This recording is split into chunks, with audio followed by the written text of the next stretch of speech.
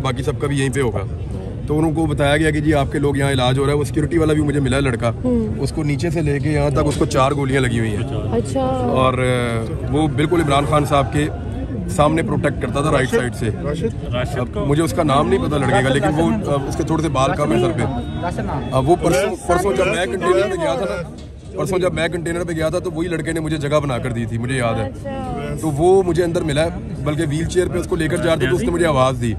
मैं उसके पास गया, मैं समझा कोई और पेशेंट है, यही लड़का है। डॉक्टर्स का क्या कहना है, कितनी देर तक इमरान खान साहब को? ये अभी डॉक्टर्स कुछ भी नहीं बता रहे। अभी दोबारा खान साहब को फिर मेरे ख्याल में चेक करेंगे। उनको जो पहले जो ऑपरेशन था इनिशियली वो तो हो गया।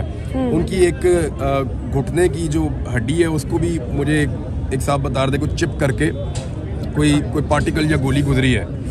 और मल्टीपल इंजरीज हैं, कोई एक नहीं है, लेकिन एक ही टांग है जिसके ऊपर खान साहब की लगी हैं। ये जब गोलियां लगी हैं तो खान साहब फिर नीचे बैठे हैं, उसके बाद फिर उनको वहां से मूव किया गया।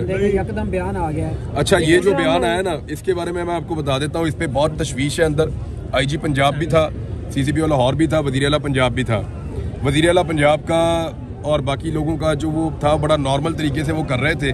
उसके बाद जो PTI के लोग वहाँ मौजूद थे, बतौर सहाफ़ी मैंने भी कहा कि ये कैसे हो सकता है कि इतने हाई प्रोफाइल केस के अंदर आप एकदम जो है वो एक बंदे का बयान आप वायरल कर दें। पुलिस की तो ट्रेनिंग ये है कि इसकी कमीज उतार के इसके मुंह पे डाल दो। तो ये बाकायदा जो शुबा है वो ये है कि इसका इंटरव्यू करवाया गया, करवा कर इसका इंटरव्यू किसी को भिजवाया गया, उसके बाद अप्रूवल ली गई। अप्रूवल लेने के बाद इस इंटरव्यू को जारी किया गया। It's a big game. बाकायदा तोते की तरह रटाया हुआ इंटरव्यू था उस बंदे का, और ऐसा कभी नहीं होता, ऐसा कभी नहीं होता। मुझे आप बताएं कि कब ऐसे हाई प्रोफाइल हमले के बाद मुलजिम को पकड़ के उसका इंटरव्यू लिया गया? हॉस्पिटल नहीं पहुंचे उसका इंटरव्यू। ऐसा कभी नहीं होता। इमरान खान साहब के हॉस्पिटल पहुंचने से पहले उसका इंटरव्यू इन्होंने वायरल किया है। ये डेलिबरेटली किया है। और ये पूरी की पूरी अंदर जो तरीके इंसाफ की क़यादत थी, या अंदर जो उनकी फैमिली के लोग हैं, या इवन अंदर जो पंजाब गवर्नमेंट के ऑफिशियल्स हैं और पुलिस है, वो सारे इस बात पे हैरान थे। IG पंजाब इसको गोल करना चाह रहे थे कि जी अभी तो देखें ना, जिन्होंने पकड़ा है उन्हीं को कैसे मुअत्तल किया जा सकता है। मैंने फिर IG पंजाब से वहाँ पे बाकी लोगों ने भी ये गुजारिश की कि जनाब जो पकड़ा वो ड्यूटी थी, और ये जो काम किया ये क्राइम है। ये जो काम है ये तो क्राइम है ना। कैसे हो सकता है कि इतने हाई प्रोफाइल केस के अंदर आप एक बंदे को गिरफ्तार करें, और गिरफ्तार करने के बाद फौरी तौर पे आप उसका एक इंटरव्यू करें, और उस इंटरव्यू में आप साबित करें कि ये मामला सिर्फ इमरान खान और इस बंदे के दरमियान है, बीच में तीसरा कोई इन्वॉल्व नहीं है। आप साबित करने की कोशिश कर रहे हैं कोई हैंडलर नहीं है, आप साबित करने की कोशिश कर रहे हैं कोई सहूलतकार नहीं है। तो आपको 3 नाम मिल गए सबको जो इमरान खान साहब के साथियों ने आकर दिए स्टेटमेंट में। क्या क्या नाम दिए हैं अंदर जो डिस्कस हुआ? हाँ जी, कौन कौन है? हाँ, मेजर जनरल फैसल उनका नाम दिया है, और शहबाज शरीफ का नाम दिया, और राणा सनाउल्लाह का। राणा सनाउल्लाह ने अभी स्टेटमेंट दिया था कुचलने का इमरान खान को, और ये चंद दिन पहले उन्होंने ये धमकी दी है जान से मारने की। उसके अलावा शहबाज शरीफ का भी उन्होंने नाम दिया है, और ये तीनों नाम अब आपके सामने हैं।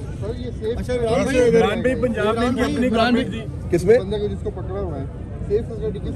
देखें, ये फौरी तौर पे होना ये चाहिए कि इस बंदे को लाहौर शिफ्ट किया जाए, बिल्कुल, और इसकी इंक्वायरी यहाँ IG ऑफिस की ज़ेरे निगरानी हो, और तमाम फैसिलिटीज प्रोवाइड की जाएं। जियो फोरेंसिक पूरी तरह होना चाहिए। देखिए, पुलिस के पास वो वसाइल नहीं है जो पाकिस्तान की इंटेलिजेंस एजेंसीज के पास हैं।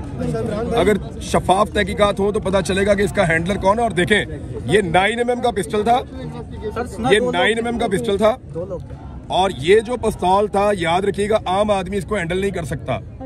मैं वेपन्स को जानता हूँ। ये 9mm का पिस्टल था, इसमें 18 गोलियां मैक्सिमम डलती हैं। अगर आप इसके ऊपर छोटा मैगजीन लगाएं तो नॉर्मल मैगजीन, 18 गोलियां इसके अंदर डलती हैं। दूसरा, ये ऑटोमेटिक था। ये पाकिस्तानी पिस्टल ऐसे ऑटोमेटिक नहीं होते। ये ऑटोमेटिक पिस्टल, इसकी हैंडलिंग भी आम आदमी नहीं कर सकता। ऑटोमेटिक पिस्टल तब रखा जाता है जब आपने किसी को जान से मारने का फैसला कर लिया हो कि मैं गोली चलाऊंगा तो सारी गोलियां एक साथ मैं स्प्रे करूंगा और फेंकूंगा। इसकी एक साथ सारी, और इस आदमी की जेब से कोई नशा आवर पुड़ी भी निकली है। तो एक नशई जो है उसको इस्तेमाल किया गया, और उस नशई के बाद इतना महंगा पिस्तौल वो क्या कर रहा था। दूसरा, ये जो आसान वाला एलिमेंट डाला गया ना बीच में, ये झूठ है। कहा जा रहा है कि 2 बंदे। मैं परसों कंटेनर पे था, मैं आपको क्लियर कर देता हूँ। ये बिल्कुल, मैं परसों कंटेनर पे था, वहाँ पे अजान होती है, बिल्कुल कंटेनर के रेड लाइन तो क्रॉस हो मैं नहीं, बिल्कुल वो अजान वाली बात कंप्लीट कर ली। मैं भी परसों थी, बिल्कुल सही मैं बात परसों है। कंटेनर पे था, बिल्कुल कंटेनर के ऊपर बाकायदा अजान होती है। वो अजान मुझे ऐसा लगा जैसे फैसल जावेद खान की आवाज में है या फैसल की आवाज में है या किसी और की, लेकिन वो कंटेनर के स्पीकर से अजान चलती है, बिल्कुल अजान दी जाती है कंटेनर के स्पीकर से। उसके बाद वहाँ पे जो लोग मौजूद होते हैं कंटेनर पे, वहाँ कुर्सी मौजूद है और एक सोफा मौजूद है, वो लोग उसके ऊपर बैठ के नमाज पढ़ते हैं। बिल्कुल बिल्कुल मैंने खुद वहाँ पे लोगों को नमाज पढ़ते हुए अजान के बाद देखा है। एजाज चौधरी साहब वहाँ नमाज पढ़ रहे थे, अजान के बाद बिल्कुल खामोशी कर दी गई थी थोड़ी देर के लिए। फिर वहाँ पे इमरान खान साहब ने नमाज पढ़ी है, बाकी लोग वहाँ पे मौजूद थे, उन्होंने भी नमाज पढ़ी है। तो उसके बाद दोबारा इमरान खान साहब ने कहा कि अब नात से शुरू करो। फिर नजम शराज ने गालिबन 2 मरतबा एक नात पढ़ी, तो इमरान खान साहब ने कहा तुम फिर पढ़ो, उन्होंने फिर दोबारा नात पढ़ी। तो मुझे अच्छी तरह पता है कि ये जो एक बहाना बनाया गया ना, तोते की तरह रटा रटा है बयान कि अजान हो रही थी और गाने चल रहे थे, तो नहीं। एक तो जिस वक्त ये गोली चली है उस वक्त कवाली थी, आप वीडियो में देख सकते हैं कि उस वक्त अल्लाह वाली कवाली चल रही थी। दूसरा मैं जानना चाहता हूँ कि अजान के वक्त कवाली चलने पे इस आदमी ने पहले कितने कत्ल किए हैं? क्या ये ऐसे ही करता है हमेशा? हमारे यहाँ पे बार बार बरारविल अव्वल के भी हम लोग जश्न मनाते हैं, बाकी चीजें भी होती हैं। तो ये सिर्फ एक बंदे को ऐसा लगता है तैयार किया गया था, ये एक हो रहा है, इसके हैंडलर्स कोई और हैं, और वो हैंडलर जो है उन्होंने फौरी तौर पे बंदोबस्त किया। और मैं आपको फिर बता रहा हूँ कि पहले ये वीडियो रिकॉर्ड की गई है, फिर इस वीडियो को सुनवा के अप्रूवल ली गई है, अप्रूवल लेने के बाद इस वीडियो को जारी किया गया है कि ये वीडियो ओके, अब इसको जारी कर दिया जाए। ये बहुत जल्दी थी इस बात की। ये अभी तक एक हमलावर के बारे में इंफॉर्मेशन कंफर्म है और दूसरे के बारे में लोग बात कर रहे हैं, पुलिस ढूंढ रही है। देखिए, गवर्नमेंट ऑफ पंजाब को इससे बरीउज़िमा नहीं किया जा सकता।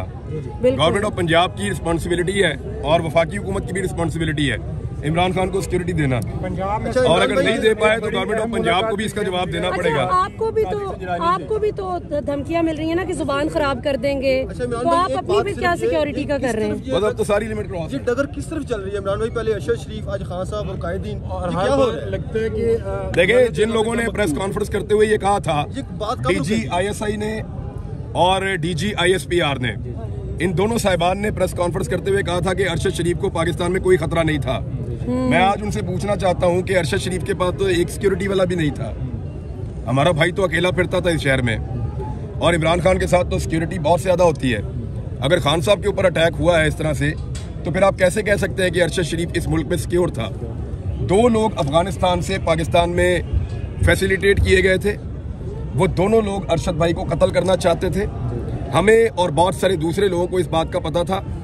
अरशद भाई को बाकायदा उनकी तस्वीरें दिखाई गई थी और अरशद भाई का वो लोग पीछा कर रहे थे। ना सिर्फ वो पीछा कर रहे थे उनके ऑफिस तक, उनके घर तक, बल्कि उनको हरासा किया जा रहा था और उनको ये बताया गया था कि किसी भी वक्त आपको टारगेट कर दिया जाएगा। काफ़ी दिनों से अरशद भाई अपनी फैमिली, अपने बच्चों को भी बाहर नहीं लेकर जा रहे थे अपनी गाड़ी में साथ, कि मेरे पे जब हमला हो तो मैं अकेला मारा जाऊँ, मेरे साथ मेरे बच्चे नहीं होने चाहिए।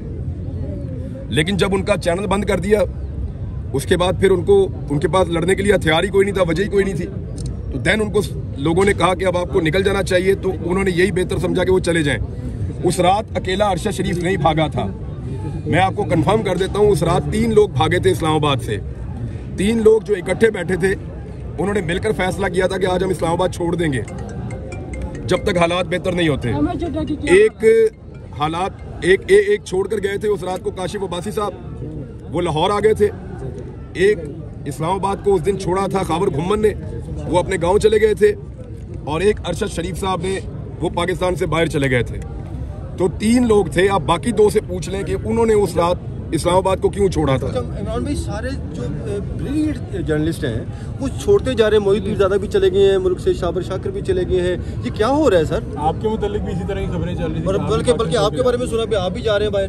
मेरे ख्याल में पाकिस्तान के ऊपर अब मजीद जबर मुसल्लत नहीं रह सकता इंशाल्लाह। अब एक एक करके सारी लिमिट्स तो क्रॉस होती जा रही हैं। आज तो रेड लाइन क्रॉस हो गई। लीडर्स को भी गोलियां पड़ रही हैं लॉन्ग मार्च के तरह। बताएं ना, मौलाना फजल रहमान साहब 2 मरतबा आए, क्या गोली लगी उनको? बिलावल इतने लंबे रास्ते से आए, क्या उनको किसी ने हमला किया? मरियम थी। एक ड्रोन जो है वो सिर्फ उनकी बहन को लगा, और उसके बाद जो पाकिस्तान में शोर मचा था वो आपके सामने है। और मरियम नवाज और हमजा शहबाज भी आए। इमरान भाई फैसल वाडा को नहीं शामिल करना चाहिए इन्वेस्टिगेशन में, फैसल वाडा को नहीं शामिल करना चाहिए इन्वेस्टिगेशन में, जैसा आपने ट्वीट भी किया आज। किसको? फैसल वाडा को। फैसल वाडा, हाँ बिल्कुल, देखें फैसल वाडा ने कहा था कि कुछ होगा और लाशें गिरेगी और अहम लोग जो हैं, बिल्कुल सर, उसने अहम लोगों का नाम, अहम लोगों की लाशें, जी सर, तो वो इमरान खान से अहम तो कोई नहीं है। इस वक्त पाकिस्तान का सबसे अहम आदमी वही है। सर वाडा की बात सच होगी ना आज? नहीं, मुझे अभी नहीं, इसकी इंक्वायरी होगी, आपको पता है? बताएं आपका सोर्स होगा। नहीं, आप बताएं ना, आप बताएं कहाँ पे हो? सबको पता है। तो फिर आप बता क्यों नहीं रहे? हम आपसे सुनना चाहते हैं। नहीं, आप बताएं, आप बता क्यों नहीं रहे? हम आपसे सुनना चाहते हैं। हम आपसे सुनना चाहते हैं, आप बताएं। देखिए नहीं, हम बड़ा, आपसे सुनना चाहते हैं। देखो आपको पता है तो आप बताएं। आप बताएं ना किसने मारा? नाम लेना। आप नाम लें, आए सब पूछते हैं इनसे, नाम लें, बताएं बताएं किसने मारा? किसने मारा, नाम लें। आप पता क्या, आप यहाँ चस्का लेने आते हैं कि इसको भी मरवाओ, उसको भी मरवाओ, उसको भी मरवाओ। वो जो मारने वाले वो भी हमारे ही लोग हैं। खुदा की कसम इसलिए नहीं नाम लेते, इसलिए नाम लेने से नहीं डरते कि कोई हमें वो मार देंगे, इसलिए कि हम अपने लोगों की बेइज्जती नहीं करवाना चाहते, इसलिए कि हम इस मुल्क के वफादार हैं। डर नहीं लगता हमें, डर लगता होता भाग जाता मैं पाकिस्तान से बाहर गया था।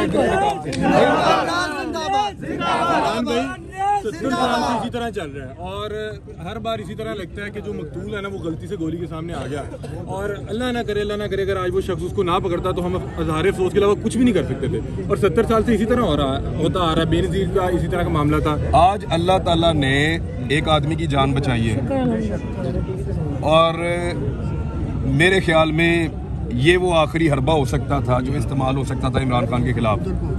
इमरान खान ने जब उनको गोली नहीं लगी थी, उससे पहले इमरान खान ने लगभग 50 मरतबा इस कौम को ये बताया कि मुझे गोली मारेंगे या मेरे ऊपर हमला करेंगे और मुझे जान से मारने का मंसूबा तैयार हो चुका है। उन्होंने ये भी कहा कि एक बंद कमरे में चंद लोगों ने मिलकर मुझे मारने का मंसूबा बनाया। उन्होंने ये भी कहा कि जब मुझे मार दिया जाएगा तो इसको कोई और रंग दिया जाएगा। वो हम देख रहे हैं। आपने सुना ना, क्या वो सारा कुछ सही साबित नहीं हो रहा? बिल्कुल। अब इंतजार करो इमरान खान के स्टेटमेंट का, वो क्या कहते हैं। इमरान भी आपको भी बड़े सवेर थ्रेट हैं, तो आपने नहीं सोचा कि आप भी? देखो यार, मैं छोटा आदमी हूँ, मेरी तरह के और बहुत हैं इस मुल्क में। नहीं, आप बड़े लेकिन आदमी बात हैं। यह है कि एक पॉलिटिकल लीडर जो इस मुल्क का वज़ीर आज़म रहा है वो बहुत बड़ी बात है।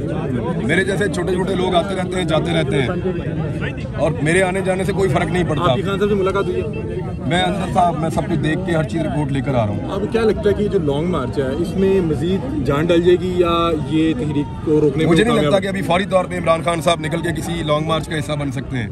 खान साहब की हालत उनकी देखें, वो 70 ईयर्स उनकी एज है, ये भी तो आप ज़हन में रखें।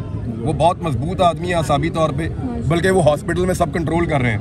वो ये पूछ रहे हैं कि यार रश ना लगाओ, ये ना करो, वो ना करो, वो किधर है, उसको लगी और किसको लगी मुझे बताओ, इनको बुलाओ इधर। वो ये कर रहे हैं कि अपने जो बाकी जख्मी हैं उनको भी यहाँ बुलवा रहे थे कि उनको भी लेकर आओ इधर, इसी तरह उनका इलाज करो, और लोगों की खैरियत भी पूछ रहे थे।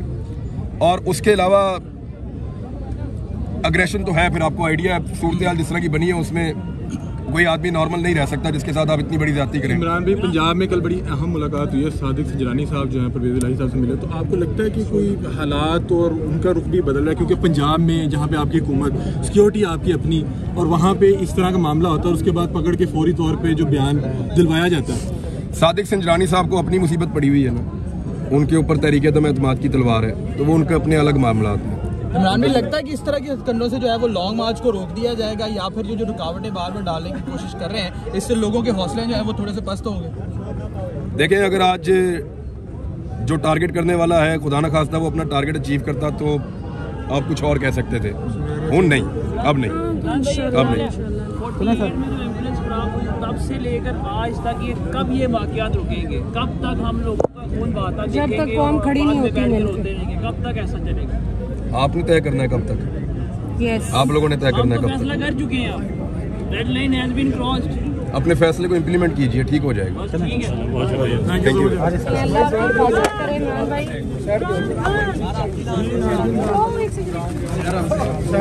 नहीं बच्चा गाड़ी देना किसी को। नहीं, मैं इधर ही। आप इधर हो।